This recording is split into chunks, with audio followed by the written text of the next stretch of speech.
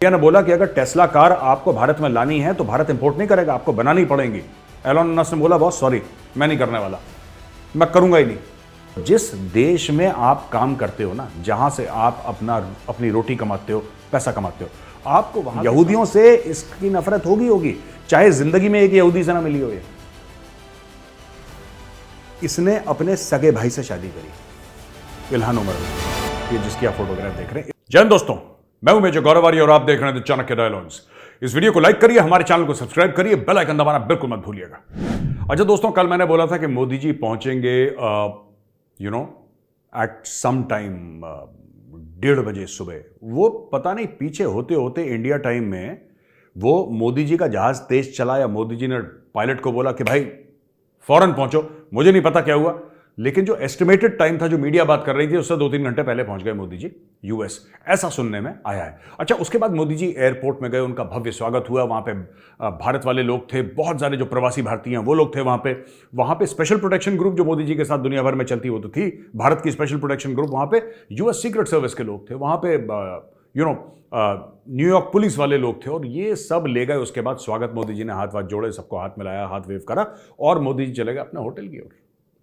वहां पे लोग खड़े थे भाई, 3-4 घंटे से खड़े हैं, 3-4 घंटे से लोग खड़े हैं, कह रहे हैं नहीं हमें रात तक खड़ा रहना पड़ा, हम रात तक खड़े रहेंगे, लेकिन प्रधानमंत्री जी से तो मिलके जाएंगे ही जाएंगे।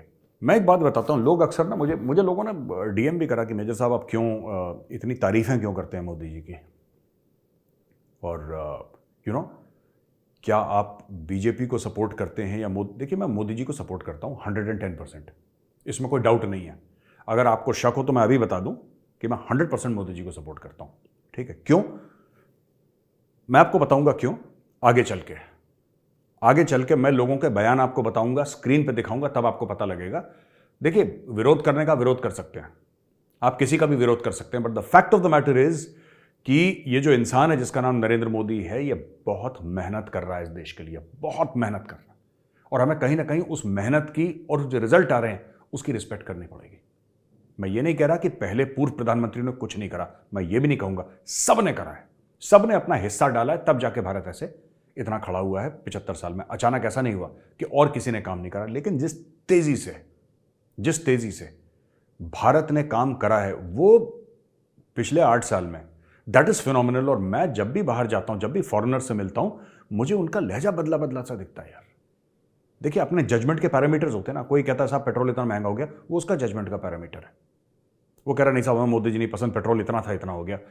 सबके अपने अपने चीजें होती है। मेरा ये होता है कि जब मैं लोगों से मिलता हूं वो कितनी रिस्पेक्ट दे रहे हैं, ये मेरा पर्सनल पैरामीटर है। हो सकता है मैं गलत हूं, लेकिन ये मेरा पर्सनल पैरामीटर है। खैर, coming back to the topic दोस्तों, मोदी जी का हो गया वहां पे भव्य स्वागत, और उसके बाद जो बाहर सड़क पे लोग खड़े थे उनसे भी मोदी जी मिले, आए, और बहुत सारी ऐसी चीजें हुई जिससे कि मतलब ये दिखा कि उनका कनेक्ट कैसा है लोगों के साथ। ये किसी भी लीडर के लिए ना बहुत, देखिए वो लोग तो हैं वो अमेरिका में रह रहे हैं, ठीक है ना, उनके तो बच्चे भी अमेरिका में पैदा हो गए। अब ये बुजुर्ग लोग 60, 70, 80 साल के जो वहां पे खड़े हुए थे मिलने के लिए, इनकी क्या लालच हो सकती है, आप ये सोचिए, उनकी क्या लालच हो सकती है। उन्होंने दुनिया देखी है, उनमें से कई लोग भारत में पैदा हुए, फिर बाद में अमेरिका में शिफ्ट हो गए वो लोग, ठीक है। अब अमेरिका में शिफ्ट होने के बाद उन्होंने स्ट्रगल करा, ये कहानी सारे एनआरआईज की कॉमन स्टोरी है, ठीक है। ज्यादातर लोग मिडिल क्लास या लोअर मिडिल क्लास के लोग भारत से जाते हैं अमेरिका, स्ट्रगल करते हैं यार, 16-16 घंटे काम करते हैं, 18-18 घंटे काम करते हैं, आंखें पथरा गई काम कर करके।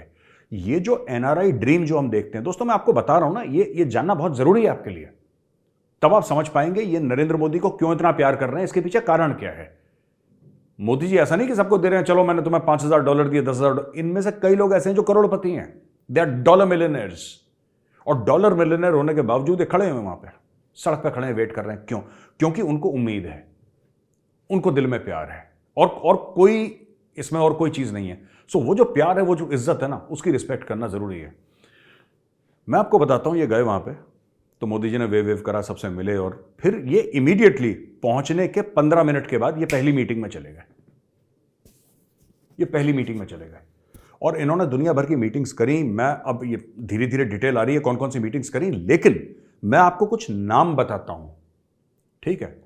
यहां पे तो कोई कहता है ना कि नरेंद्र मोदी का फैन हो, लोग कह देते हैं यार ये कम्युनल है, ये संघी है, ये फलाना है। एलोन मस्क ने कह दिया कि मैं नरेंद्र मोदी का फैन हूं। एलॉन मस्क, अब आप बोलेंगे साहब उसको तो बिजनेस करना है इसलिए वो चापलूसी कर रहा है। नहीं, इंडिया उसको 2 बार पहले मना कर चुका है और वो भी इंडिया को मना कर चुका है। पहले इंडिया ने बोला कि अगर टेस्ला कार आपको भारत में लानी है तो भारत इंपोर्ट नहीं करेगा, आपको बनानी पड़ेगी। एलॉन मस्क ने बोला बॉस सॉरी, मैं नहीं करने वाला, मैं करूंगा ही नहीं। चाइना में बनेंगे, चुपचाप खरीदनी है तो चाइना से खरीदो। यह बात हो चुकी है 2 साल पहले। अब एलॉन मस्क के तेवर जो हैं वो बदले बदले हैं, बिल्कुल बदले बदले तेवर हैं एलॉन मस्क के। एलॉन मस्क ये कह रहा है कि यार मैं, एक तो कह रहा है मैं मोदी जी का फैन हूं, और दूसरी चीज ये कह रहा है कि उससे पूछा टेस्ला भारत में कब आएगी, यानी कि मैन्युफैक्चरिंग के, उससे मैन्युफैक्चरिंग के लिहाज से भारत में कब आएगी। He says as early as possible, और मैं खुद भारत आ रहा हूं as humanly soon as possible. जितनी इंसान जितनी जल्दी आ सकता है मैं उतनी जल्दी भारत आने को मतलब मैं I want to come to India, मैं चाहता हूं भारत पहुंचूं, वहां पे फैक्ट्री लगाऊं, वहां पे टेस्ला कार्स बनाऊं। ये एलॉन मस्क ने बोला है। फिर एलॉन मस्क से ये पूछा गया कि भाई साहब एक बात बताइए, जो ट्विटर के फाउंडर थे जैक डॉर्सी, उन्होंने तो ये बोला था कि साहब हमारे ऊपर बड़ा दबाव था और ये था वो था, बोला कि हम ट्विटर को बंद कर देंगे, ये कर देंगे। ये चार्ज सरकार ने डिनाई करा है। सरकार ने बोला हमने कभी किसी को ये नहीं बोला कि हम ट्विटर को बंद कर देंगे, लेकिन जैक डॉर्सी का स्टेटमेंट है ऑन रिकॉर्ड, और सही बात है, उसने जो बोला वो तो है ही। तो उसने बोला कि साहब बंद कर देंगे। ये हमने डिस्कस भी करा था ना चाणक्य डायलॉग्स पे, जैक डॉर्सी ने क्या बोला, ट्विटर का को फाउंडर है। एलॉन मस्क ने सिंपल सी बात बोली, और ये बात आज इसलिए अभी नहीं बोली कि मोदी जी वहां पे, ये बात पहले से कहता आ रहा है। कह रहा है देखो, जिस देश में आप काम करते हो ना, जहां से आप अपनी रोटी कमाते हो, पैसा कमाते हो, आपको वहां के कानून आपको मानने पड़ेंगे। ट्विटर ये नहीं कह सकता कि हम अपने आप में एक सरकार हैं, और ये फ्रीडम ऑफ एक्सप्रेशन जो भारत का कॉन्स्टिट्यूशन गारंटी करता है, फ्रीडम ऑफ एक्सप्रेशन, ठीक है, ये कोई किसी पॉलिटिकल पार्टी ने, किसी प्रधानमंत्री ने या मेजर गौरवारी ने आपको नहीं दिया, ये तो भारत का संविधान आपको देता है। लेकिन संविधान भी कहता है कि there are reasonable restrictions on freedom of speech. एक रीजनेबल रिस्ट्रिक्शन है जिससे इंतजार ना फैले, जिससे परेशानी ना फैले, जिससे दिक्कतें ना हो, उतना आपको फ्रीडम ऑफ स्पीच दी जाती। तो आप ऐसा नहीं कि आप बिल्कुल खुला खेल फरुक्काबादी, आपका जो मन चाहे बोल दिया।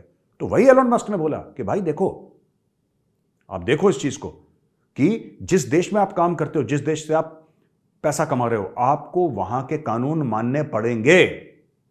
और कह रहा ट्विटर के पास कोई चॉइस नहीं है, वी हैव टू फॉलो, उसने बोला है, वर्ड्स हैं उसके, we have to follow the rules. यार हमें मानने पड़ेंगे। अब जैक डॉर्सी ये चाहते हैं, ये लेफ्ट लिबरल लोगों का थोड़ा सा दिमाग भी खराब होता है ना, इनका ऊपर वाला माला हिला रहता है कि नहीं एब्सोल्यूट होना चाहिए, सब कुछ ऐसे कर दो वैसे कर दो, ये सब दुनिया भर की बातें, तो ये सब बकवास ये लोग करते हैं। एलॉन मस्क प्रैक्टिकल आदमी, उसने बोला चल ना, जहां पे जा रहे हो, कल आप रशिया में करोगे, आपको रशिया का कानून मानना पड़ेगा। चीन में तो है नहीं ट्विटर, खैर चीन में बिल्कुल भी नहीं है, लेकिन चीन में अगर होगा कल चीन का कानून मानना पड़ेगा। जिस देश में होगे आपको कानून मानना पड़ेगा। आप अपने आप में सरकार नहीं ट्विटर बन सकता कि ट्विटर डिसाइड करेगा कि इंडियंस क्या बोलेंगे, नहीं, भारत का संविधान डिसाइड करेगा। हमारी किस्मत भारत का संविधान फैसला करेगी, उसके बारे में कोई ट्विटर या कोई प्राइवेट कंपनी नहीं फैसला कर सकती। यूएस के टॉप एस्ट्रोफिजिसिस्ट हैं नील डिग्रास टाइसन, उनसे मोदी जी मिले, और मैं नील डिग्रास टाइसन का एक कोट आपको बता रहा हूं इधर।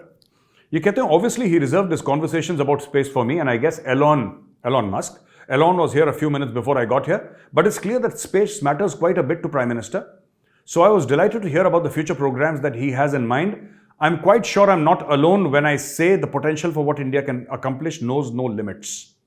ये बड़े नामी ग्रामी एस्ट्रोफिजिसिस्ट हैं जो स्पेस के बारे में बात करते हैं, जो स्पेस के बारे में रिसर्च करते हैं। वो करीब 24 लोगों से प्रधानमंत्री मोदी मिले, जिसमें शामिल नोबेल लॉरिएट्स थे, इकोनॉमिस्ट थे, artist, scientist, scholars, entrepreneurs, academicians, health sector experts and more. यानी कि मोदी जी बहुत लोगों से मिले और उनको भारत की बात बताई।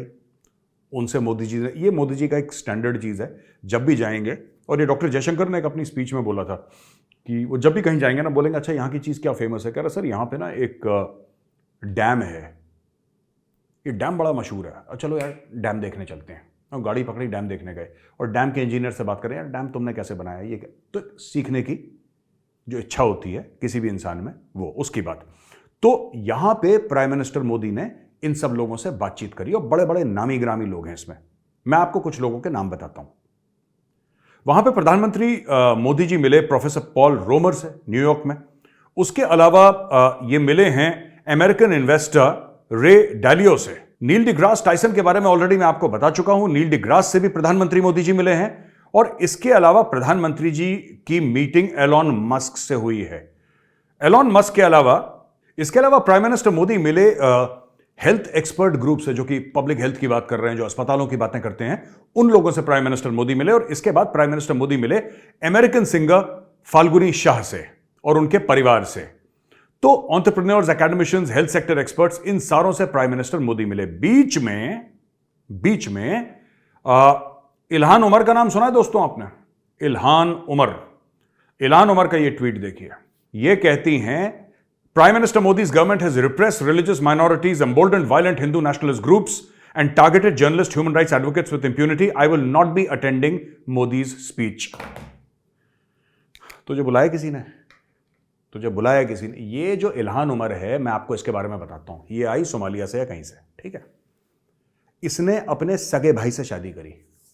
इल्हान उमर ने, ये जिसकी आप फोटोग्राफ देख रहे हैं, इसने अपने भाई से शादी करी क्योंकि वो अमेरिकन पासपोर्ट होल्डर था, तो इसको लगा मुझे सिटीजनशिप मिल जाएगी, ठीक है ना।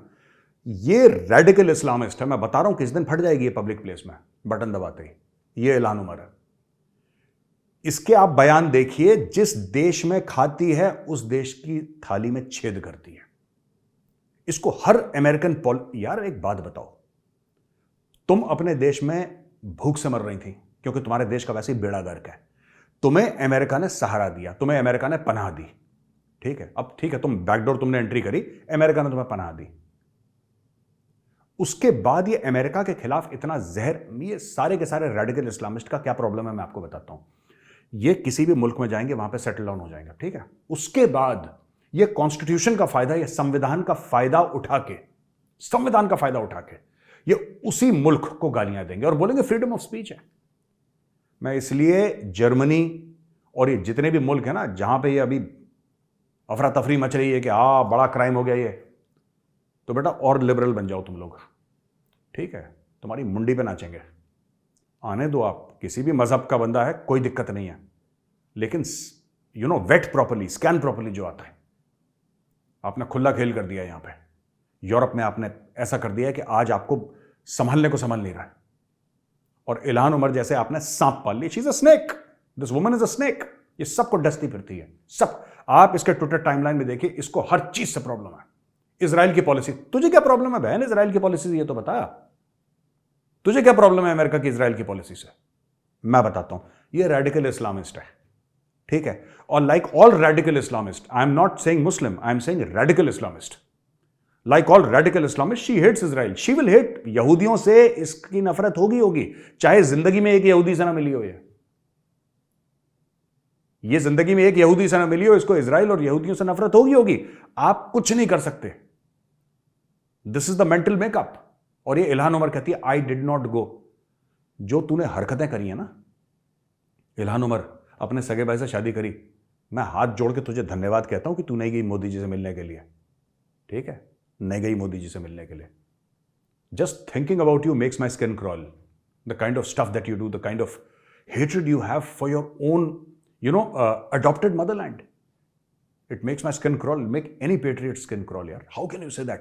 तुम्हें शरण दी उस देश ने, आज तुम उसी के फ्रीडम का फायदा, उसी के कॉन्स्टिट्यूशन का फायदा उठा के तुम उसी पे थूक रही हो, ठीक है ना। ये नाशुक्रे लोग ऐसे होते हैं, नाशुक्रे लोग अपना एजेंडा चला रही है वहां पे।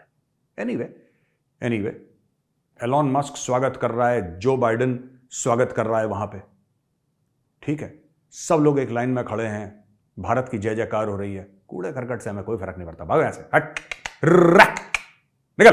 तो दोस्तों यहां पे हमारी खबरें खत्म होती हैं, लेकिन यहां से बड़े बड़े जो टेकअवेज होने वाले हैं वो डिफेंस और स्पेस सेक्टर में होने वाले हैं। आप देखिएगा अगले 24 घंटे में क्या क्या डील साइन होंगी, क्या क्या अनाउंसमेंट्स होंगी। स्पेस और डिफेंस, ये बहुत बड़ा एजेंडा है प्राइम मिनिस्टर मोदी का।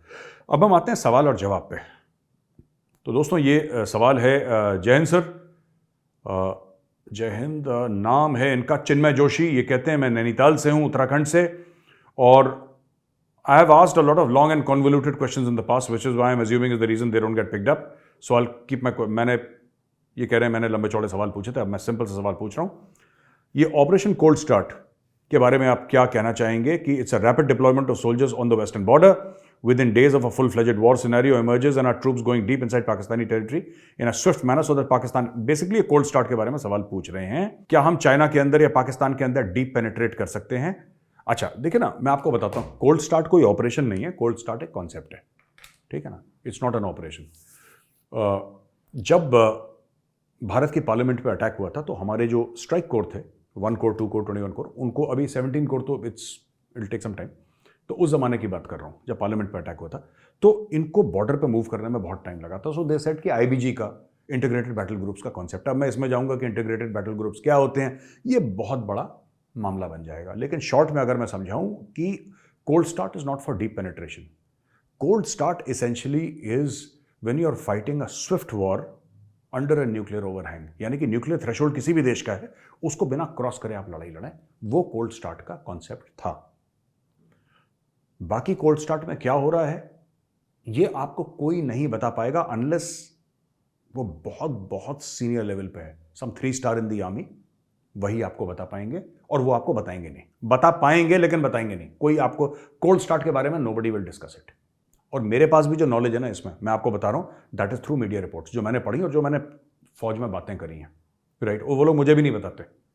सो नोबडी विल टेल एनीबडी। जो आप बात कर रहे हैं, जो प्रोजेक्ट इसका है, आईबीजी इसका बेसिकली इंटीग्रेटेड बैटल ग्रुप्स का है। इंटीग्रेटेड मतलब मिला जुला एक साथ, जिसमें सारे एलिमेंट्स हो, तो उसमें आर्मर के भी एलिमेंट्स होंगे, उसमें इन्फेंट्री के भी एलिमेंट्स होंगे, उसमें आर्टिलरी के, एक cohesive fighting unit, possibly the size of a division, possibly.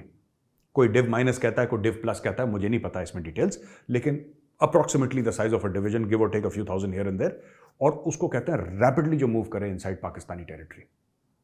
पर IBGs will not be able to hold ground for long because finally they are paving way for strike corps. ये मेरी understanding है, और मेरी understanding गलत हो सकती है, मेरी अंडरस्टैंडिंग गलत हो सकती है, बट आईबीजी जो है ना, देखिए, जो सुंदर जी डॉक्ट्रिन थी वो कहती थी कि corps will, the strike corps will go deep inside Pakistan, cleave Pakistan into 2, ये कॉन्सेप्ट हुआ करता था एक जमाने में। Now the concept is different, you know, IBGs will go shallow thrust under the nuclear overhang, hang on there for a while till the strike corps fetch up and do whatever business they have to do. ऐसी मेरी समझ है, हो सकता है मेरी समझ गलत भी हो। एक मेरा आर्टिकल है, मैं आर्टिकल कमेंट सेक्शन में डाल रहा हूं, आप पढ़ लीजिएगा, maybe that makes a little bit of sense to you, तो आप जरूर पढ़िएगा वो आर्टिकल। ये मैंने लिखा था, कुछ साल पहले लिखा था। उसमें कितनी चीजें रेलिवेंट हैं, क्योंकि these things are ever changing. ये ऐसा नहीं कि मैंने अगर 3 साल पहले आर्टिकल लिखा है तो आज भी उसमें सारी चीजें वैसी हूं, because things keep on changing. लेकिन फिर भी आपकी जानकारी के लिए वो आर्टिकल जो है वो मैं नीचे लिंक में डाल रहा हूं, आप देख लीजिएगा अगर आपको समझ में आए तो। दूसरा सवाल है ग्रीस मंकी। ग्रीस मंकी साहब ये कह रहे हैं, जय श्री राम सर, जय श्री राम भाई। This is Rohin from Germany. अच्छा रोहिन, आपका नाम रोहिन है। रोहिन जी नमस्कार और जय Shri Ram. Do you think the USA would pressure against India's S-400 missile system, given that engine tech is being shared and surface to air primarily depends on engine heat signatures and even the Predator drone integration with the S-400? Maybe it's a trap. नहीं, ऐसा कुछ भी नहीं है. There is nothing like that. There is no trap. And दूसरी S-400 हम already ले चुके हैं रूस से, ठीक है ना? तो अगर कुछ बचा है, एक आध बैटरी तो बाद में आ जाएंगी, दैट्स नॉट अ प्रॉब्लम। और हमने बात कर ली, अमेरिका से is not a problem. But एक बात ध्यान रखिएगा, we need to manufacture in India, Aatmanirbhar Bharat, that is one priority. But जो रशिया से वेपन्स आ रहे थे ना, अब उसका प्रोफाइल वेस्टर्न होने जा रहा है, वेस्टर्न और इजरायली होने जा रहा है। मैं ऐसा क्यों कह रहा हूं? मैं इसलिए कह रहा हूं कि अब रशिया इस हाल में नहीं है कि जो भारत को जरूरत है वो पूरी कर सके, क्योंकि उसकी सारी की सारी जो ताकत है वो यूक्रेन पे लग चुकी है। और यूक्रेन से भी रिकवर होने में, ठीक है, WE रिजर्व्स होते हैं किसी भी कंट्री के, ठीक है ना, और वो जिस रैपिड रेट पे वो खत्म होते हैं ना, वो इन द सेंस कि इन अ फुल स्केल वॉर वो बहुत ज़्यादा रेट पे खत्म हो जाते हैं, तो वो ज़रा देखने की ज़रूरत है कि उसको रिप्लेनिश करेगा वगैरह वगैरह। तो मुझे नहीं लगता for at least the next few years India वहाँ से कुछ हथियार ले पाएगा। भारत को कहीं और से मैनेज करना पड़ेगा। फर्स्ट आत्मनिर्भर भारत, फिर अगर हमें इंपोर्ट करना है बाहर से टेक्नोलॉजी करनी, that will be largely west and Israel. तो दोस्तों ये वीडियो देखने के लिए बहुत बहुत धन्यवाद। प्राइम मिनिस्टर मोदी की जो विजिट है उसके ऊपर हम रोज, जब तक यूएस से नहीं जाएंगे, फिर इजिप्ट जा रहे हैं, तो हम पूरा आपको बताते रहेंगे रोज। आप हमारे साथ जुड़े रहिएगा। ये वीडियो पसंद आए तो वीडियो को लाइक करिए, हमारे चैनल को सब्सक्राइब करिए, बेल आइकन दबाना बिल्कुल मत भूलिएगा दोस्तों। जय हिंद, वंदे मातरम, भारत माता की जय।